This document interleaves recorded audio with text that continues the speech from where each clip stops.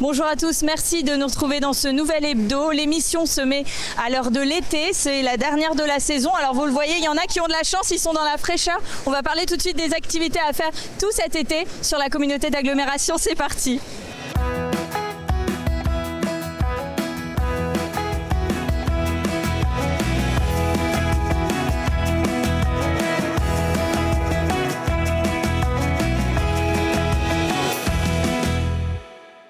Je retrouve tout de suite Jean-Pascal Valdener, bonjour. Bonjour. Vous êtes vice-président de la communauté d'agglomération d'Épinal, chargé des équipements sportifs. Là, nous sommes sur la base Naturo. On voit juste à côté de nous justement des jeunes qui en profitent.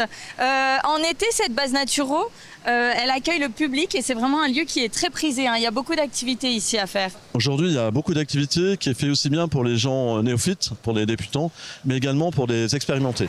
Le débit d'eau, il me semble qu'il peut s'adapter, c'est ça. Là, actuellement, on est à 6 mètres cubes seconde.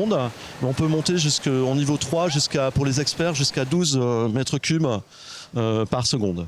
Oui, parce qu'il faut préciser qu'il y a un double emploi ici, même un triple emploi finalement. À la fois, il y a un côté loisir ouvert au grand public. Il y a également les clubs sportifs qui peuvent en profiter, c'est ça ? Tout à fait. On a la partie loisir, donc avec je dirais ce qu'on appelle le Naturo calme. Là, on travaille beaucoup sur la Moselle et puis sur le canal.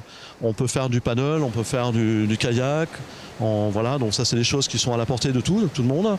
On peut aller jusqu'au pont canal, c'est 3 km aller, 3 km retour. Et puis après, on a la Naturo vive. Donc là, c'est sur où on est là, actuellement. Ouais. Là, c'est plus pour des gens expérimentés. Donc là, on a du kayak, du rafting, comme on vient de voir, mais également du surf. Du surf, c'est vrai que c'est plus rare de voir des gens faire du surf, mais en tout cas c'est possible. C'est vrai, on n'est pas à Biarritz, on est qu'à Épinal, mais franchement, vu le débit, ça peut être très intéressant. Et il y a encore un aspect dont on n'a pas parlé, qui fait partie de cette base Naturo, c'est Naturo vélo, parce qu'il y a aussi cette compétence-là. Oui, le vélo, bien évidemment. Alors le vélo, on a 3 maisons du vélo, on a Certigny, le réservoir de Bouzet, et puis bien évidemment la base, avec de la location de vélo. Donc du vélo, je dirais, mécanique, le vélo normal que tout le monde connaît, mais également avec du vélo électrique. Et puis on a 2 produits qui sont un petit peu exceptionnels, c'est le vélo cargo pour des familles et éventuellement des vélos qui sont faits pour des personnes à mobilité réduite.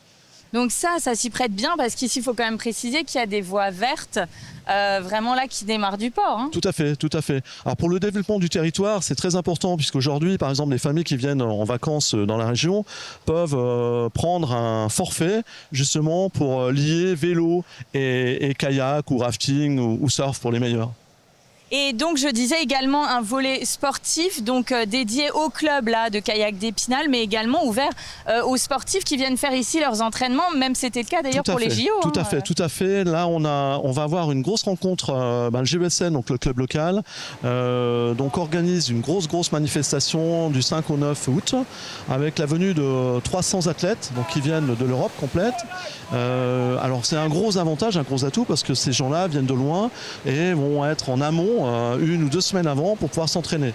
Bon, ça c'est intéressant parce que c'est là qu'on voit vraiment l'attractivité de ce site. Et surtout là vous voyez les jeunes là, qui sont là actuellement, c'est une école du sport hollandaise. Et là l'année dernière ils sont venus en découverte et là ça y est, maintenant c'est de l'acquis.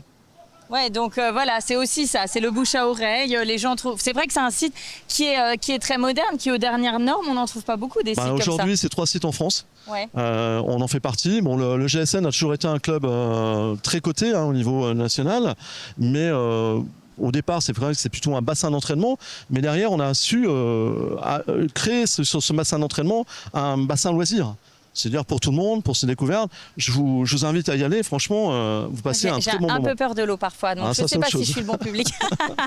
Mais effectivement, c'est ouvert au public. Alors pour qu'on se rende compte un petit peu, alors déjà sur quelle période et puis combien de personnes chaque saison? Alors aujourd'hui, Naturo, aussi bien le vélo que la base eau, on va dire, c'était en 2024, il y a une progression. En 2024, c'était 20 000 utilisateurs.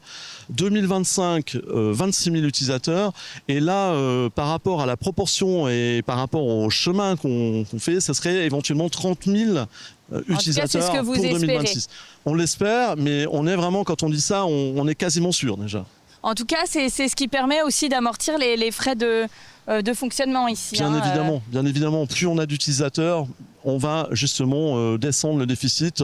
On sait que toutes les infrastructures sportives coûtent à la société, bien évidemment, mais ce site, et on l'espère, on arrivera, je dirais, à équilibrer ce site en fonctionnement, et ça serait très important. Merci Jean-Pascal Valdener d'avoir répondu à nos questions. On fait une première pause dans cette émission. Alors il y a une chose dont on n'a pas parlé. Ce site, donc c'est pour du loisir, c'est pour du sport, mais c'est également une base d'entraînement pour les pompiers. On a réalisé un reportage, on le regarde et on se retrouve juste après.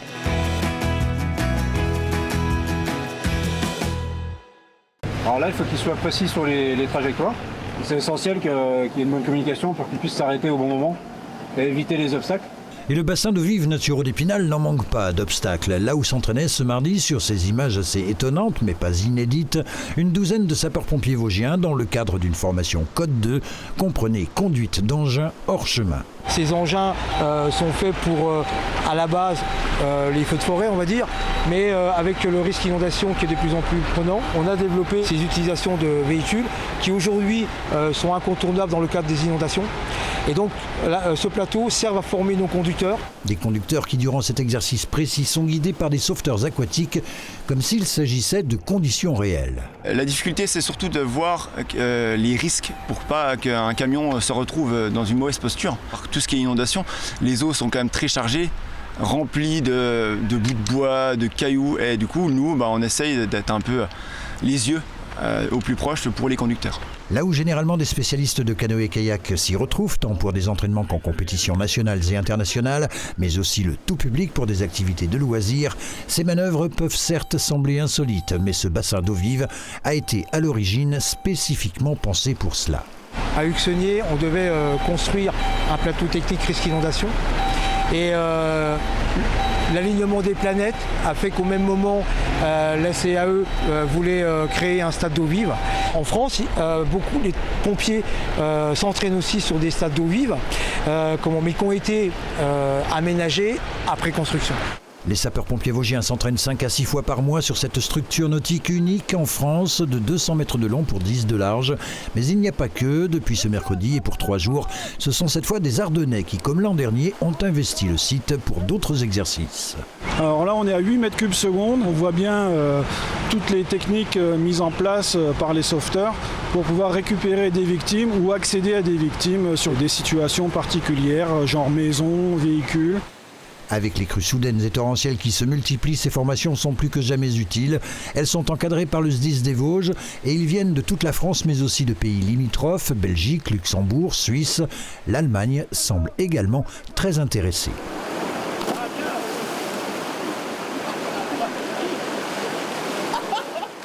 Nous avons changé de décor, mais il y a toujours de l'eau ici. Nous sommes du côté du WAM Park à Taon. Je suis avec Lorraine Botz. Bonjour. Bonjour Anaïs. Vous êtes directrice de ce complexe. Tout à fait. C'est un complexe qui est ouvert depuis pas mal d'années maintenant. Ça fait une dizaine d'années, je crois. Tout à fait. Et qui a bien évolué depuis son ouverture. On essaye de le faire un petit peu évoluer, donc par des nouvelles activités entre autres, des petits travaux, de rénovation et oui, des petites touches de déco qu'on essaye un peu de mettre de droite à gauche.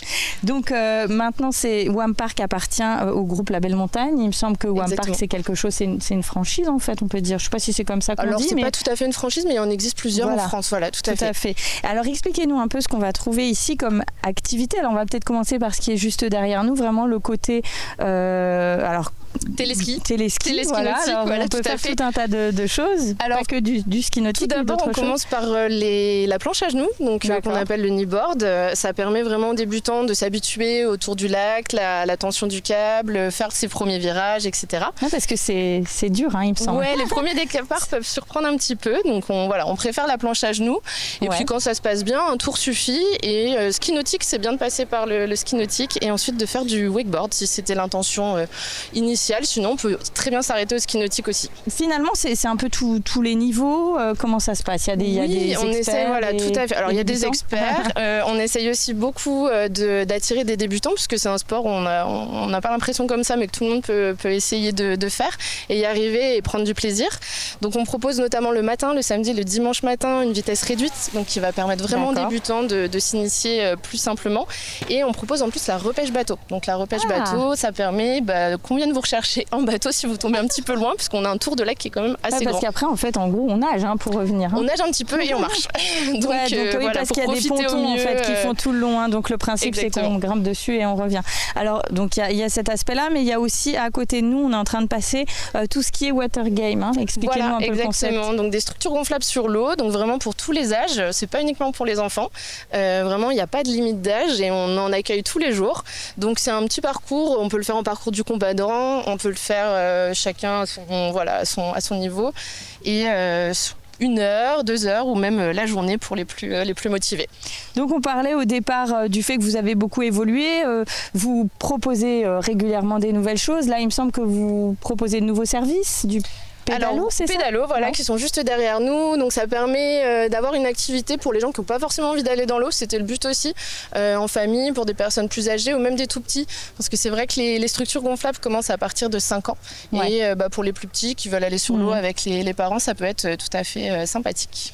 Et donc derrière nous, espace détente, vous faites aussi bar, petite restauration. Exactement, voilà, avec la terrasse qu'on voit juste ici, on a pas mal de place et on peut accueillir plus de 100 personnes sur notre terrasse. Des soirées à thème également tout l'été, il me semble. On prévoit également, donc les vendredis soirs, on a plusieurs thèmes cette année, une petite soirée déguisée.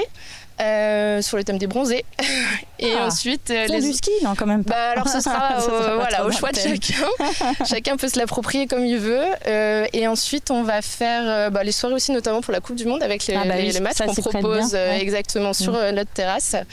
Et il y a des soirées notamment pour pouvoir rider sur le téléski jusqu'au coucher de soleil.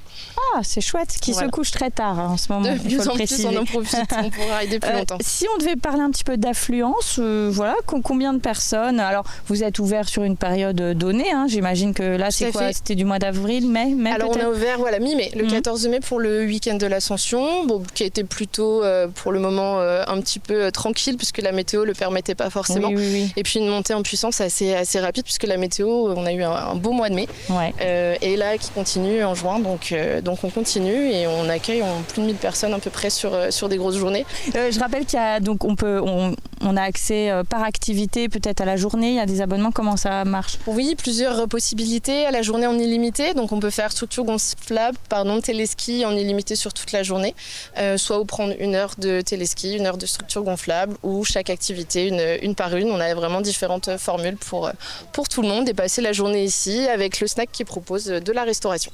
Très bien, merci Lorraine d'avoir répondu à nos questions. Alors je vous propose qu'on aille se mettre au frais du côté de la Bresse, en direction de Bolder, plutôt à la montagne. C'était à l'ouverture il y a quelques semaines, il ne faisait pas tout à fait la même météo. On regarde et on se retrouve juste après.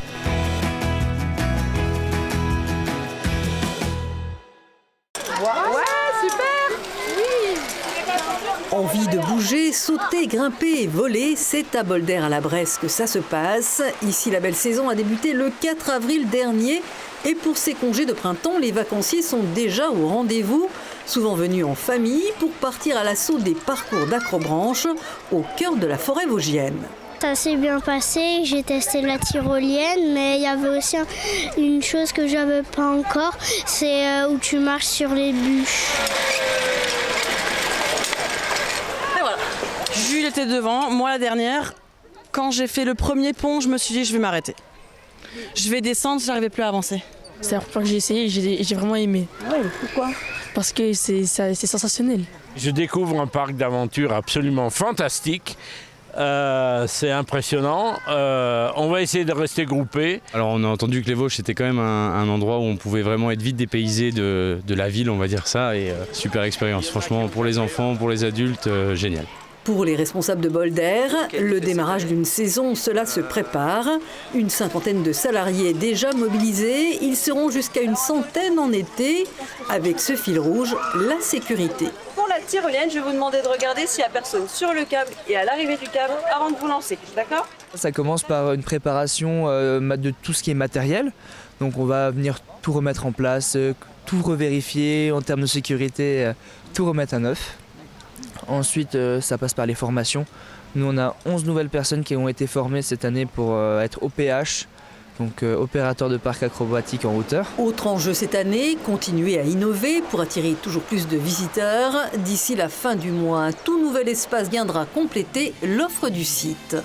Cette année, la grande nouveauté, c'est ce nouveau bâtiment qui va servir d'accueil, qui va faire office d'accueil, qui va aussi permettre d'accueillir notre nouvelle restauration et d'accueillir au-dessus des séminaires pour 120 personnes.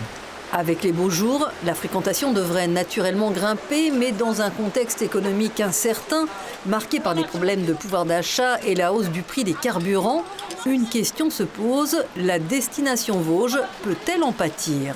On s'est posé la question, on s'est demandé si on allait pouvoir partir, clairement, et finalement on s'est dit qu'on partirait coûte que coûte. Donc on a repensé notre trajet, c'est vrai, on a pensé notre trajet pour éviter trop de péages, on a pris le temps de faire la route. Je roule pas à l'électrique et j'ai de la chance d'avoir la voiture du boulot, donc l'essence. Voilà, voiture de fonction. Ici, une grande partie des visiteurs vient du Grand Est et des pays frontaliers du Benelux, une proximité qui pourrait être aussi un atout en période de crise. Le massif vosgien, une nature accessible et Bolder, un indicateur de tendance touristique. C'est un baromètre à suivre de près. Je retrouve tout de suite Jérémy Simon, bonjour. Bonjour. Vous êtes gérant du camping Les Nids du Lac à Bouzet, là où nous nous trouvons en ce moment. C'est un site que vous avez repris il y a 3 ans maintenant. Il y a 3 ans, ouais, quasiment. Ouais. Voilà. On va attaquer notre 4e saison. Ouais. C'était un pari. Et puis au départ, il me semble que c'était pas tout à fait ce que vous aviez envisagé avec votre conjointe. Hein. Vous vouliez partir plutôt sur une ferme auberge, quelque chose de plus petit. Tout au début, c'était vraiment l'idée de faire de l'hébergement, pas forcément un camping, effectivement. Et puis on a eu l'opportunité là. Et donc, c'était un site qui était existant, que vous avez repris, mais il y a eu quand même un vrai investissement financier pour de la rénovation, Ouais, pour de l'évolution, pour gagner en confort d'hébergement, gagner en confort d'accueil. L'idée, c'est de monter un petit peu l'esprit du camping en gamme. Donc, ouais, il fallait réinvestir un petit peu, ouais. Alors expliquez-nous un petit peu, l'idée ici c'est qu'il y a à la fois du locatif avec des fois des choses un petit peu insolites comme ce qu'on a à côté de nous et aussi des emplacements classiques de camping. Hein. Ouais, exactement. L'idée c'est de vraiment garder ce thème de camping, même si voilà, on veut monter en gamme, mais l'idée de garder ces esprits en placement, toile de tente, caravane. Et voilà, c'est de proposer une offre un peu globale qui correspond à la demande, à une vraie demande. De toute façon, on voit bien là, à partir de maintenant, les emplacements se remplissent très très bien, les locatifs également. Donc voilà, il y a une vraie demande sur les deux types d'hébergement.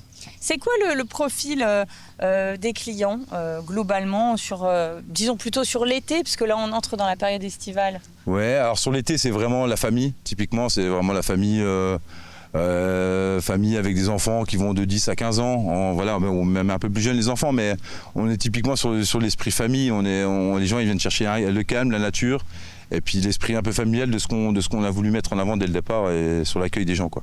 Et puis des gens du secteur, des gens qui viennent d'un peu plus loin.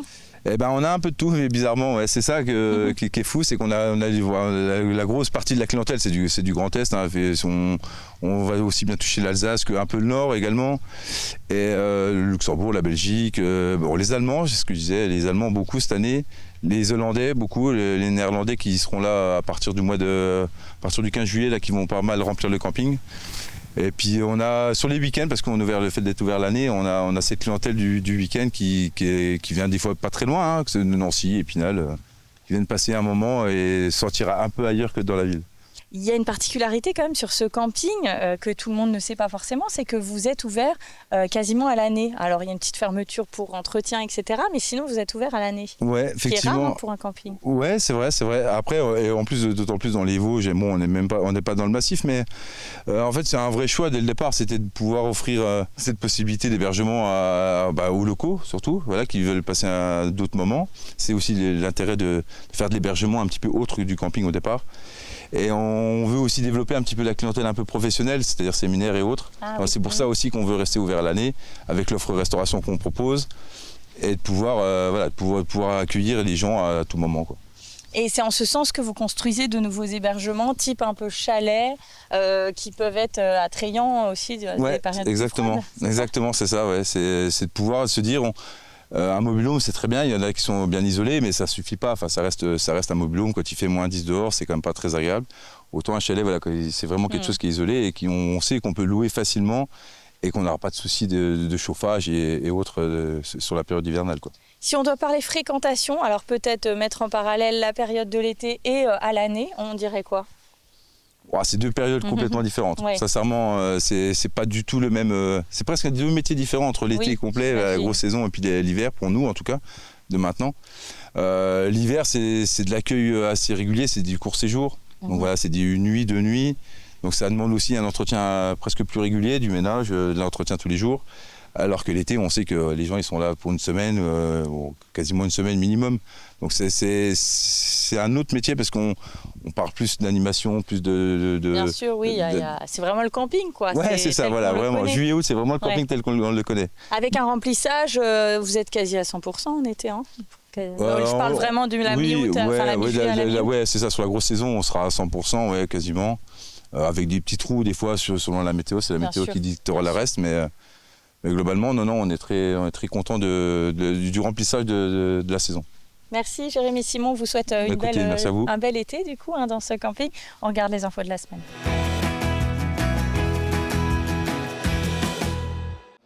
Un cadre inhabituel et plus frais que le centre des congrès, la patinoire, quoique déglacée depuis quelques jours, accueillait lundi soir le dernier conseil communautaire avant la trêve estivale. Quand retenir un large consensus sur les chiffres présentés, post-budget, dans ce que l'on appelle désormais le CFU, le compte financier unique qui clôt l'exercice de l'année précédente. 2 courtes interventions du maire d'Épinal qui a fait part de son étonnement sur des dépenses d'énergie de 2025 rapatriées en 2026 et sur le bilan négatif de la base Naturo, vélo et eau vive confondus. On rappelait à l'assistance que l'accord passé le soir de l'élection entre le président Cédric Axer et son rival battu Benoît Jourdain reste fragile. Autre enseignement, plus politicien encore celui-là, les 2 élus Rassemblement National, Yann Traiteur et Pierre François, ont systématiquement voté contre ou se sont abstenus sur l'approbation du budget général et des 8 budgets annexes. D'une collectivité à l'autre, grand dossier du conseil municipal d'Épinal cette semaine, celui de l'imagerie. Après plusieurs années de contentieux avec l'ancien propriétaire, la ville a racheté fin 2025 les actifs matériels et immatériels, la marque, le matériel historique, le fonds de commerce pour 600 000 € et possède depuis l'imagerie dans son intégralité.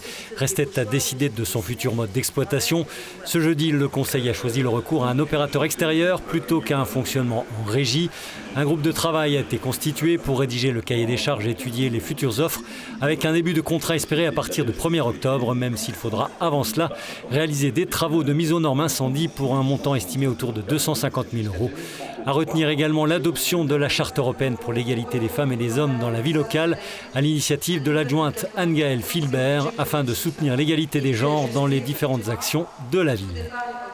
100 ans qu'il s'envoie en l'air et ce n'est pas près de s'arrêter. Le week-end dernier, l'aéroclub vosgien installé sur l'aérodrome d'Épinal-Dogneuville fêtait son siècle d'existence.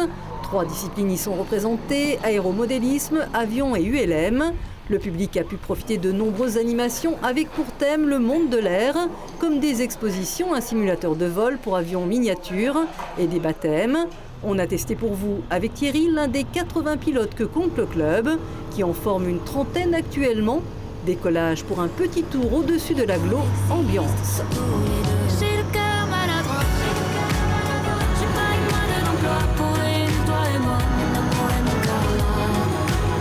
Il paraît que ça viendra, s'il te plaît, m'en veux pas, j'ai le cœur maladroit. Et voilà, cette émission est terminée. J'espère qu'elle vous a plu. Vous l'avez compris, il y a des tas de choses à faire tout l'été dans les Vosges. On ne risque pas de s'ennuyer. Nous, on se dit à la rentrée parce que c'était la dernière de l'année. Je vous dis à très bientôt.